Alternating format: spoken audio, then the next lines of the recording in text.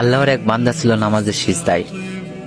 আল্লাহর ডাক দিয়ে বলে, বান্দা তুই যতই নামাজ পড় আর যতই সিজদা কর, তোর ঠিকানা জাহান্নাম। এ কথা শুনে বান্দাটি বলতেছে, আলহামদুলিল্লাহ। আল্লাহ বলে, এই বান্দা, জাহান্নামের কথা শুনে কেউ আলহামদুলিল্লাহ কয়?